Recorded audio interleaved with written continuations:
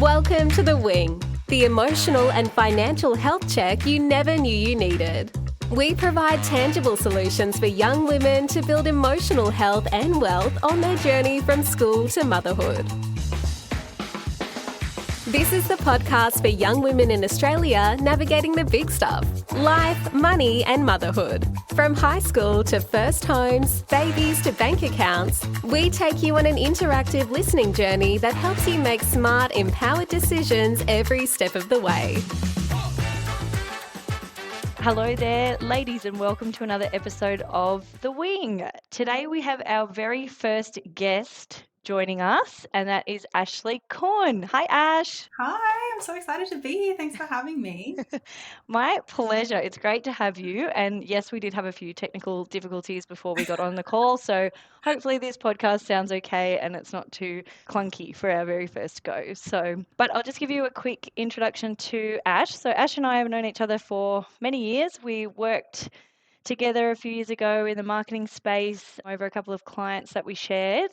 We've got a ton of mutual friends as well. And we've more recently started working together in a different capacity whereby Ash is my nutritionist for my final pregnancy, and after this pregnancy as well, I'll be working with Ash too. So far it's been a very informative journey, and that is what prompted me to want to get Ash onto the podcast and share some of her knowledge and her skill set with our listeners so that you can sort of take part in what Ash is teaching me every day and every week about food, about nutrition, about calories, fiber, protein, all the things that you think you know something about and turns out you don't know anything about any of them.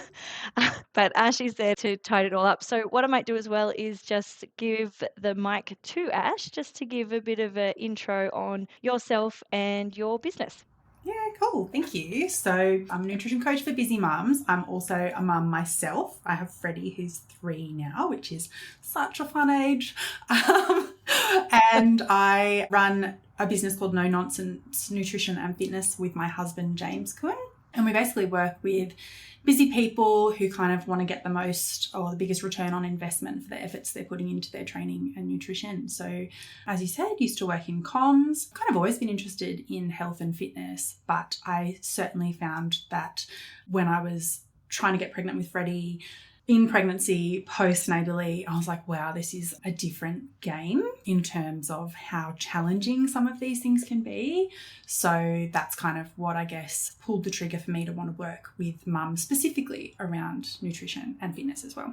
Yeah, absolutely. And it's so obvious, like in the way, I mean, I obviously follow your content on social and see you sort of being so active with Freddie and, sharing recipes and your different tips and tricks. And it's very clear that, you've been on this pregnancy and motherhood journey yourself, which was honestly a big part of what attracted me to you and working in this space was because I knew that you'd done it, you'd been there, you understood from where to go and all of the different changes that happen in the female body, before, during and after pregnancy, and how a lot of your hormones and a lot of the way you feel about yourself and about food can be impacted by having things in place like a weekly meal plan and, having a better understanding on what food to buy and what to stock your fridge and pantry with and what food to feed yourself and your kids and your partner. So kind of the whole package when it comes to you. So let's dig into some of the things that you know about. Yeah, got to.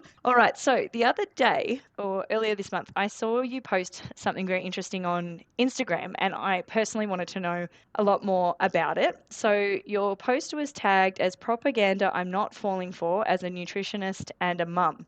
Now, some of the things on your list included no coffee on an empty stomach, worrying about seed oils, organic food, cycle syncing. I've never heard of that. Weights make you bulky, cortisol face, toning workouts, being a high performing woman. And then you added some other things in the comments section, which was fasted cardio, carnivore diet, unnecessary exclusion of food groups, demonizing artificial sweeteners, diet culture, food shaming, medical misogyny, or any misogyny really. I did have a little giggle at that one. Perpetual mum guilt, creatine gummies, and cheat days. Now, I feel like we could do a podcast on every single one of those topics, individually. but what we'll do today, feel free to just freestyle and tell us about the post and pull out your main bits and pieces and why you actually posted this, and tell us more about some of these terms that I'm sure we've all heard. Yeah, cool. So there's like a trending post. I was actually pretty late on the trend, to be honest. And it's kind of a bit divisive, but I really like it in the nutrition space because there's a lot of things, like we just get so bombarded with information. And a lot of the women that are coming to me like, oh my God, there's so much information out there. I just don't know what's true. I don't know what to believe, what approach to follow. And so I liked the trend and how it applies to this because I think that there's so much of it that kind of doesn't matter, to be honest, or is like really like a tiny detail when most people are kind of like missing the forest for the trees, right? So like some of the things are like pretty nitty-gritty nutrition things. So when we're talking about like organic food or like timing of caffeine and that sort of stuff, those conversations can be important to have, but like we also know that like in Australia, 6.5% of people, of adults, eating the recommended amount of vegetables, and I think around like 20 to 25% are doing the recommended amount of exercise. So I think that there are just like much more important things to talk about as opposed to getting into like these small details, which often are actually kind of misleading. So for example, coffee on an empty stomach is a really funny one because a lot of the time when I meet with women, a few women have said this to me like, oh, the first thing I do when I wake up is have my coffee before my breakfast. I know that's so bad. And it's like, is it? Why?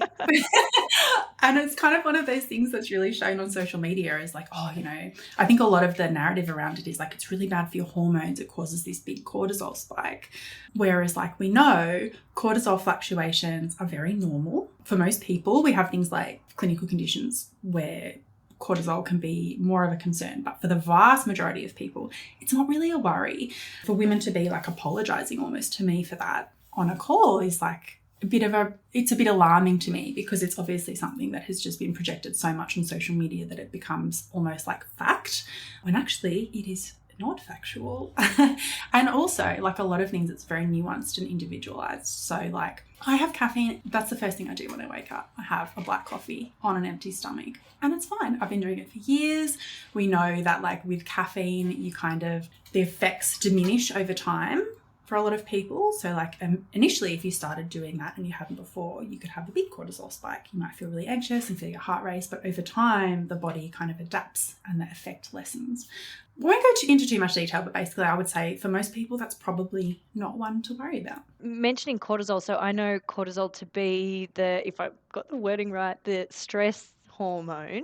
So, yep. And I know that I learned a lot about this when I was managing gestational diabetes the last 2 pregnancies. I'm still waiting to find out if I got that again, but I know that can affect, when you get up, you have a natural blood sugar spike and a cortisol spike because your body that's a way of waking you up to get into your day. And then obviously if you layer that on with a coffee and your body's not used to it, like you said, then it might take a little while for the effects to lessen. But would it be a case of that the caffeine, is it contributing to stress? And you sort of touched on that. You said sometimes with existing cortisol conditions that perhaps the caffeine on an empty stomach can make those conditions worse. Is it sort of like stress conditions, anxiety, that type of diabetes perhaps? Yeah, I think there's a little bit of interplay with diabetes. Mainly I'm talking about Cushing's syndrome. Oh, okay. Yep. Which is like a disease that we probably won't go into the specifics because it's not applicable for most people. But for the large majority of people, it's not going to be a huge issue. When we start talking about blood sugar spikes, then obviously we're talking about if you're not eating for like a prolonged period of time, that could be a concern. But I think mostly what people are talking about here is this kind of like cortisol spike as being something that's really negative and something that we want to avoid, when we know like the time your cortisol is highest is actually when you wake up in the morning. As you said, it's the body's way of kind of like naturally waking people up.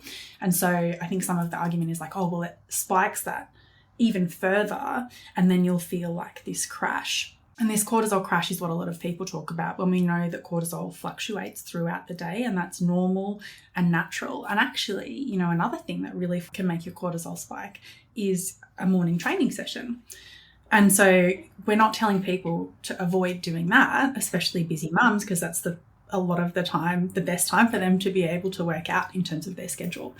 A lot of us could probably actually afford to focus a bit less on cortisol spikes and just think about, what's kind of making you feel best in the morning. Like if you're someone who wakes up and has a coffee and you're feeling gut irritation, you've got to go to the toilet all of a sudden, you're feeling, anxious, your heart's racing, you might be sensitive to caffeine and you probably want to maybe avoid having that so early or, without food or whatever the case may be.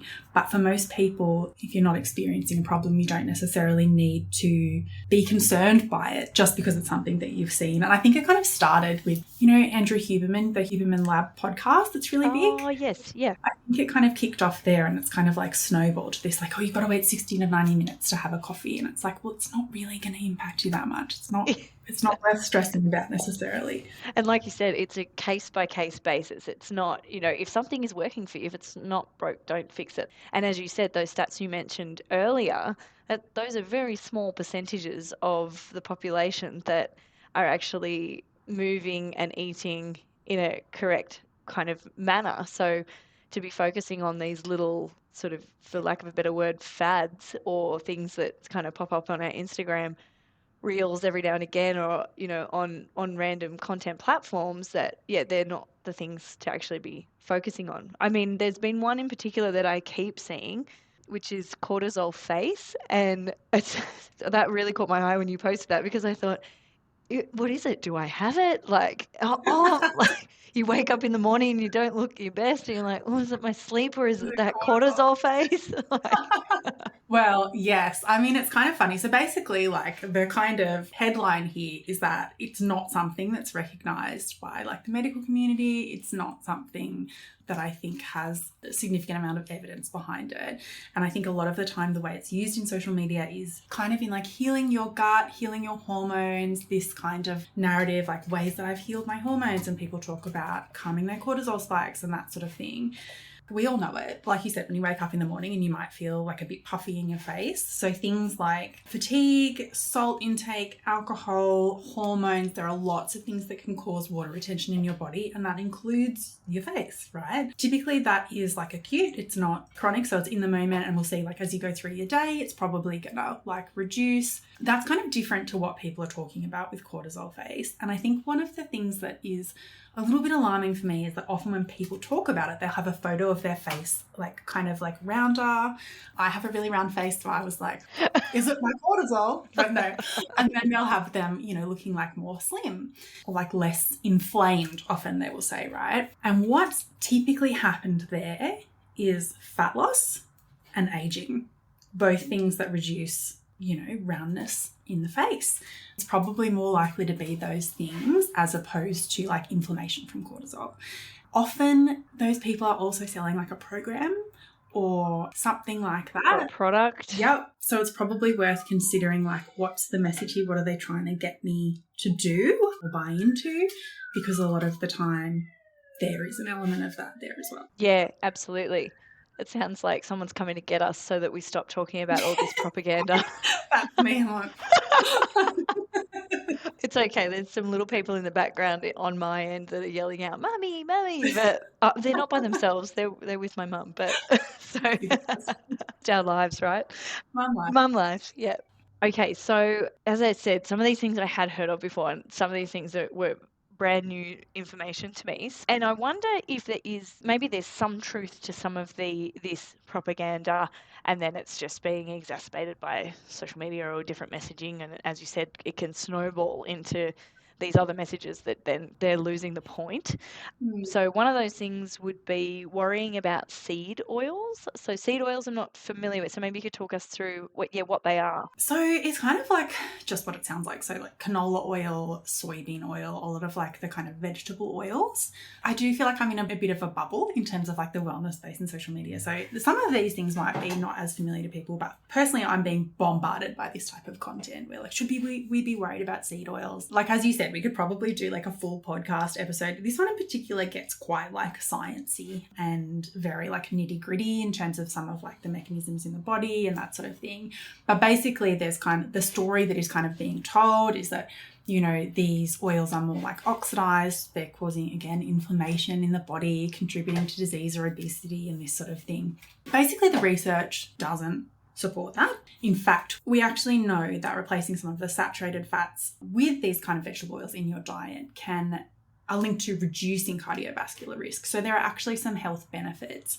And it's kind of like when we start talking about like this oil, that oil, again, it's kind of like missing the forest for the trees, because actually what we see with our clients often is that oils can actually really add up over the day and kind of contribute to a calorie surplus and undermine people's fat loss efforts or like health efforts. So for example, I'm sure you've seen like in a lot of healthy cooking shows, people will just like slather olive oil all over everything. And we know like olive oil is great, not a seed oil, but it is really healthy, same as some of these seed oils, but we probably just don't want to overdo it in general, because that's not going to be beneficial for your health either. So again, it's like seed oils are fine, but probably look at moderating your use of oil generally. We want to get like a healthy amount of fat, but we don't want to overdo it, which is really easy to do.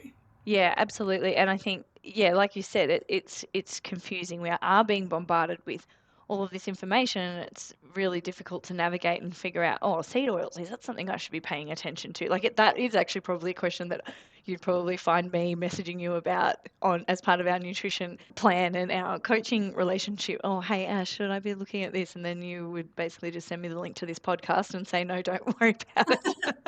Worry about it. Yeah. Yeah. And that's really nice. That's a really nice part of my job, to just be able to be like I could send you, you know, the systematic reviews and the studies, but it's quite nice just to be able to be like, no.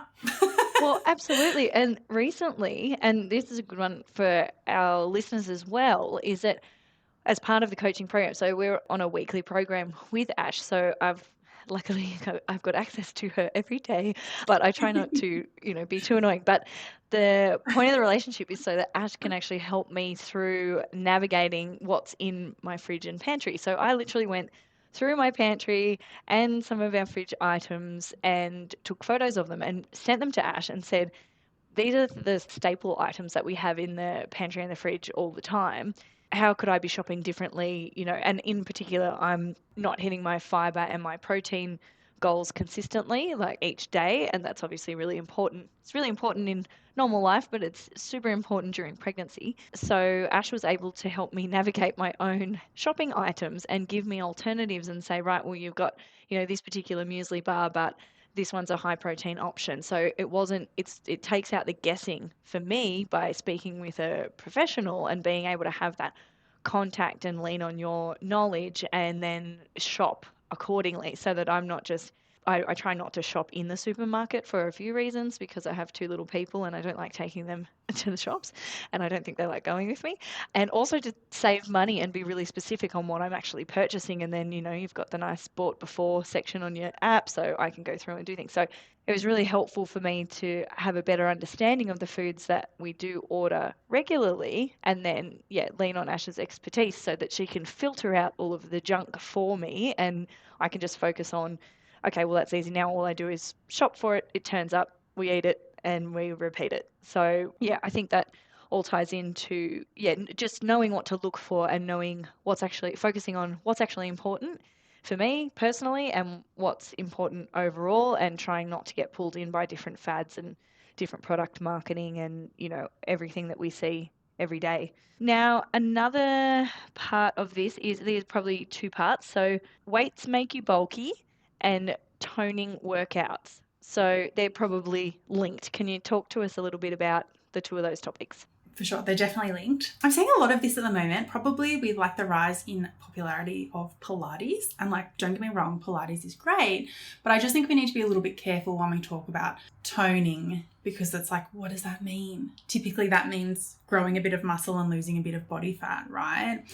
And you know, have you heard about this like long, lean muscles? Like, do you hear that language? Yes, long, lean muscles. And for me, I'm 5 foot. I mean, I am pregnant, so I probably need to go a little bit easy on myself. But long, lean muscles. I'm like, how am I ever going to get those? Like, come on. Like, I'm just not built for it. So we know that you can like grow a muscle. You can also, if you don't use it over time, obviously it kind of atrophies or decreases in size. But you can't actually change like the length of your muscle or your body shape. Really, like we can change body shape in terms of fat gain, but in terms of like your actual structural shape, you can't change that. It's genetic, right?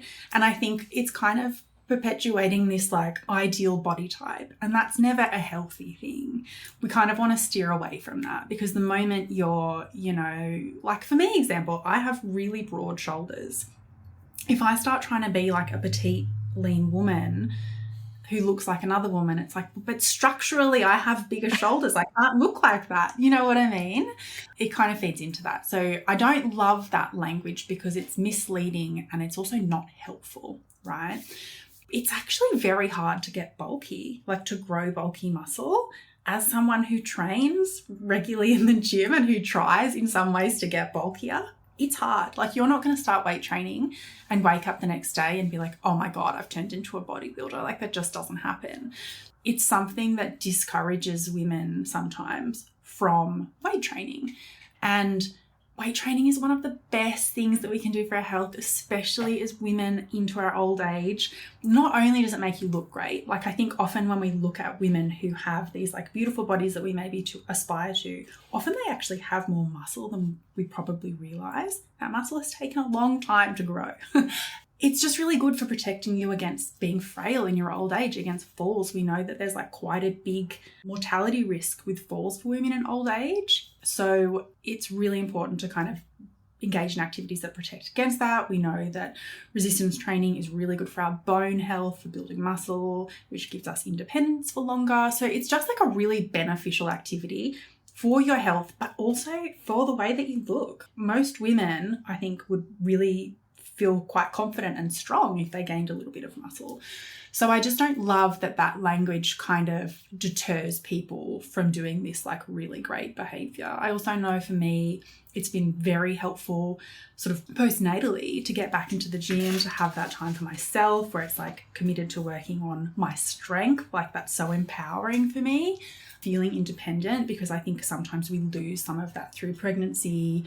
You know, it can be a really difficult experience. So being able to get into the gym, work on yourself, work on your strength, I think is really beneficial for mums in particular. Absolutely. And I think you're right. It's that language, like the word bulky, you know, we all paint a little picture in our heads of what bulky looks like, can have negative connotations. And I think as well, there's a link between what we see in ourselves and then what we're looking at on the scales. And I think most people know that muscle weighs more than fat, but it's really hard to, when you're on a weight loss journey or you're on going the other way and you're on a pregnancy journey, you know, either way, your weight is moving in one of those two directions. And I remember one of the things that I was saying to you, Ash, is that, so I'm weighing myself every morning as part of this program as well. And it was a habit I was doing before anyway, but as I started to put on weight, I was creeping up to a weight range that, you know, while I was eating leaner, obviously I'm pregnant, so I'm going to be putting on weight. But I was getting into a weight range that was making me uncomfortable. And Ash brought it to my attention that you said something along the lines of that those weights might have been triggering me, or like making me think of a time where I wasn't overly happy with my weight, but changing my mindset on it's that measuring my actual weight on the scales is for a practical reason, so we can monitor the journey. And then when I've had the baby and we go back the other way, that, you know, we've got reference points kind of thing along the way. But then how that thinking ties into exercise and thinking, oh, if I build a heap of muscle, then I'm going to be heavier on the scales. And then that can also be a deterrent for people. Yeah. We like to talk about positive weight gain, which almost feels like a paradox, like two opposite things, you know, because we're so conditioned to think that any kind of weight gain is awful and we need to be perpetually seeking weight loss. And like, that's the thing. Most of the women I work with, we're trying to dismantle some of this like diet culture beliefs and narratives that are really limiting. And sometimes you don't even realize that we have them until, you hop on the scales and you're like, oh God, I've reached this weight. And it's like, you're pregnant. For other people, like often we see people gain weight at the end of a diet, and it's not necessarily like fat regain. It's because they start increasing the amount of carbs that they're eating, which is great. Carbs are really important for performance. I love to see women eating at maintenance, an amount of food that makes them feel energized and really healthy. And so with extra carbs, we see basically like water stored with glycogen in the muscles. So that is like a positive weight gain because you're going to be feeling really good. It's going to help your performance. It's great. But when you step on the scales and you see weight gain, it's like these alarms start going off in your head because for your whole life, you've kind of been conditioned to think that weight gain is bad. I think that is definitely an important part of coaching for me, and something that's really big for me is relationship with food. Like I always want to leave women in a better place than I found them in terms of relationship with food, because a lot of the time we do have these negative associations and beliefs, or, like tricky things, tricky habits or patterns of behavior that come up. And it's so common. Like recently I was working with a client and she was like, she wasn't eating carbs basically. And I was like, why aren't you eating carbs? And she's like, oh, if I have a loaf of bread in the house, I'll just eat it all. I'm like, will you? Like plain bread? Is that true? And then so, kind of like testing food beliefs like that, like, oh no, actually I can have, some avocado on some whole grain toast with like a protein shake. And that's like a really healthy, delicious meal that I enjoy. And that's okay. It's okay to eat bread. And like, it's not, it's these things these associations we have that aren't true. They're not helpful. And I think it's really important to kind of like break them down and think about them and confront them in a way too. Yeah, I think it's you provide a really nice space and forum to have that. Yeah, you hold the mirror back up at us and say, you can still have that. And like you said, a lot of what you're teaching me in our program is that, still do the things you enjoy. If you're hungry, eat. It's about making mindful choices and having different ideas. Obviously, one of the biggest things that's been an absolute game changer for me is that you got me onto the Herman Brot protein bread and the buns. Yeah. So being able to swap that out, making homemade burgers or for toast, things like that. Like that is something I just would never have been privy to, or I would have been standing in the supermarket playing a guessing game and thinking, oh, is this good or is that good? So yeah, having you as a coach there to be able to give feedback and reassure us and debunk that thinking, like you said, that we've been socialized or to think and feel that certain way about different foods and exercise and body image and all that type of thing. So also, like you were talking about with pregnancy in particular, it's funny because we have all these food aversions. And so, you think about like protein. What do you think about when you think about protein? You're probably thinking about meat and like protein shakes as well, which are fine. But often pregnant women are like, oh, I didn't want to eat any meat when I was pregnant. I was quite repulsed by the idea. And so bringing in things like, well, we can have this protein enriched bread, and then on top of that we can put, something else that has protein and kind of like work it into a really helpful way. I think sometimes it's nice to have someone outside who can look at your diet and be like, oh, actually we can fix this problem with this solution that isn't going to make you feel sick. Like, what a win. And, kind of recommend some particular things for that can be helpful. Yes, absolutely. And I think there's so many different phases of life that women in particular go through. You're in high school and body image is huge in high school. You're wanting to fit in, you're starting to like boys or girls, or you're starting to fit into society and understand how the world works. And all this time you've got, raging hormone changes and friendship group changes, and then you're also mindful of how you're looking, and that forms a lot of that part of your life. And then you move into your early 20s when you're exploring the world, and you might be traveling and meeting new people and starting relationships and going through that phase, and then that's a whole different sort of basket again. And then I'm probably mostly referencing myself here. No, I think this is true for many of us. I'm like, yes, 100%.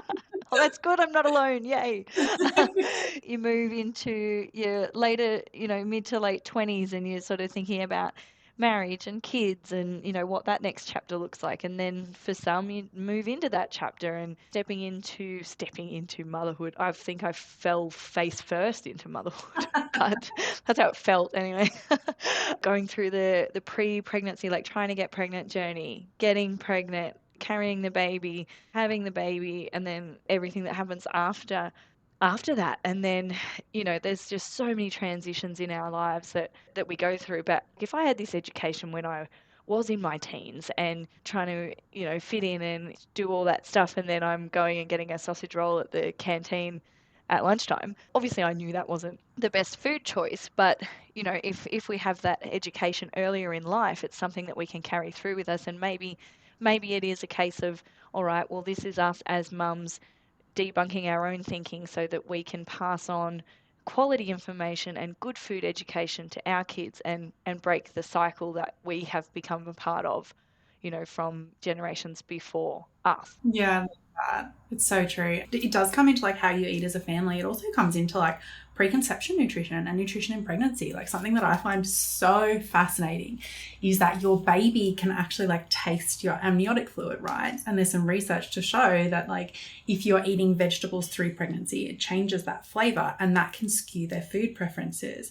I wish I had the exact study in front of me to reference, but basically, like if you're exposing your baby to these kind of like bitter flavors, think like a carrot or like, you know, greens, then they're more familiar with those flavors. And so once they're eating solids, they're more receptive to those foods. Fascinating. Yeah, all of these elements and even epigenetics, like there's some studies around like women who were pregnant in famines who then it changes the genetics of their children. So they're more likely to be obese because they're clinging on to that food. So it's just like, it's so fascinating. But I love what you've just said about kind of dismantling that diet culture for our kids. I think that that is like so important, and being able to recognize that early on in your kind of like motherhood journey and, you know, maybe challenge some of those beliefs and the way that you're eating and living sets such a good example for your family. And that's one of the things I love about working with you is I know that that's really important for you. It's not just about you, it's about your family. And I love that.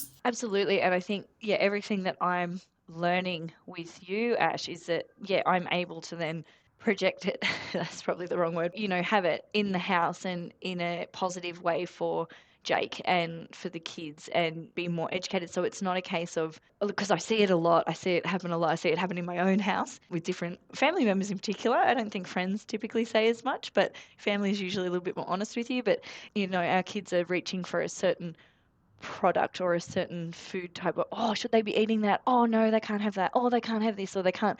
Now I feel like I'm able to eliminate those comments even and that commentary because I know that everything that's in front of the kids is something that they are 100% happy to eat. And if they're going to eat a piece of cake or on a birthday, on an occasion, that it's not the end of the world because it's not their normal diet. Yeah. That education piece, and it's really assisting me to kind of stamp out that narrative and go, no, that's fine for them to eat. No, you don't need to question me on everything. Whereas before I had this food education, and I'm no pro, but just on the things that you've taught me so far, before I wouldn't have been confident enough to say, or because I'd be like, oh yeah, maybe they shouldn't eat that, or Yeah. oh, okay. Oh, yeah, no, fair enough. Okay, no cake ever, like not until they're 5. And you always get those stories like, well, you didn't eat cake until you were 5. Well, you didn't eat this and that, like, you know, until, you know, Auntie Cheryl gave it to you and I was furious, like that, those types of stories that you hear. Like,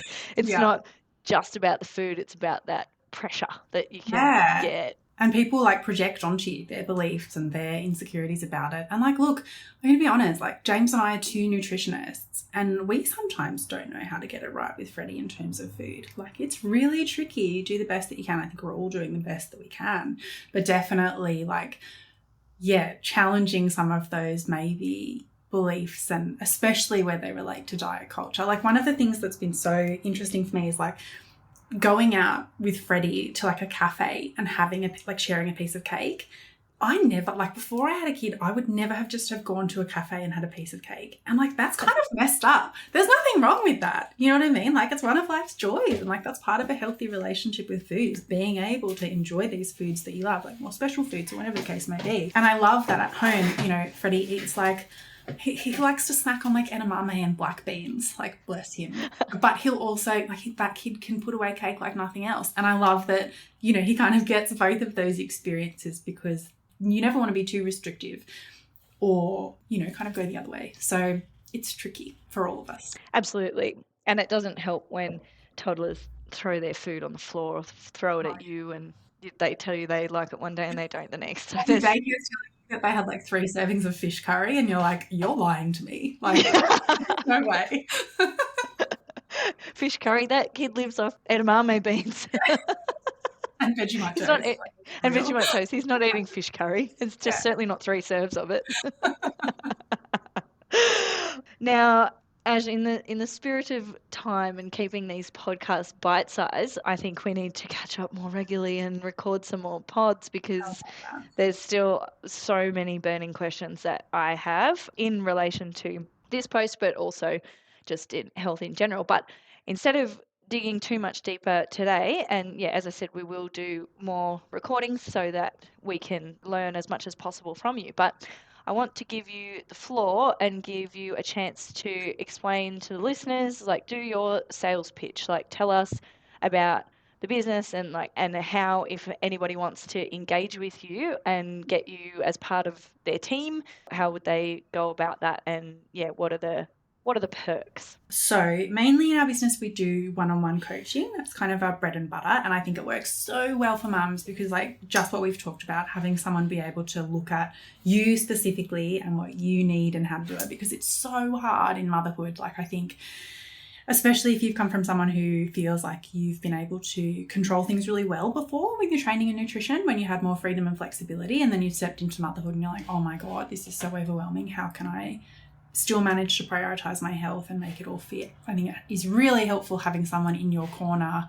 I definitely am, I think, a bit of a cheerleader for all of my clients, but also love to give them some direction and reassurance and kind of help them identify and dismantle some of the things we've talked about today.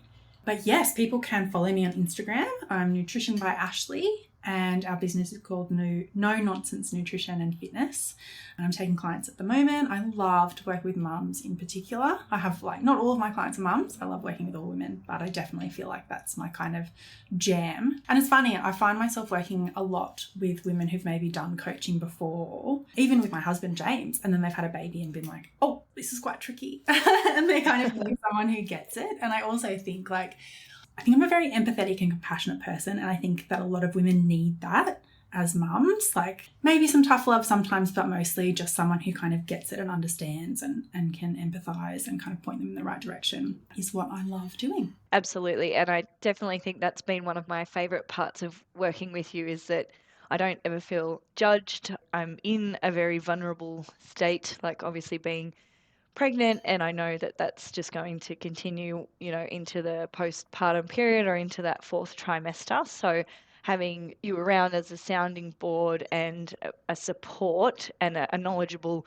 resource is so valuable, because I'm able to not only manage the physical parts of pregnancy. Obviously, I'm trying to hopefully not get gestational diabetes again and not gain any unnecessary fat during the pregnancy. So those are some of the physical, practical, things that I'm benefiting from learning about food and nutrition and movement with you. But also just, like you said, having that person there that's a sounding board, that's a safe space to discuss some really intimate thoughts and concerns, and just trying to debunk it all so that I'm on a good trajectory. So I can speak firsthand and say I highly recommend Ash and her husband James. He did a workout program for me, so I've started that, which is great. So but as I said, I think we've got so many more topics to cover, Ash, and we'll go into some more of the bits and pieces on your post that I loved. But in the meantime, please follow Ash on Instagram. I'm also going to include her details as part of this podcast post, so that you'll be able to find her easily and book in to speak with her and see if you guys are a match. Thank you so much. Thank you for being on the podcast, Ash, and for all of our listeners, thank you for tuning in. And stay tuned because we will have Ash back again in the future. If you have any questions or any bits of information or that you would like to know more about, feel free to message me as well, and Ash and I can workshop in the background and perhaps create some content or an entire podcast about it if it's interesting enough.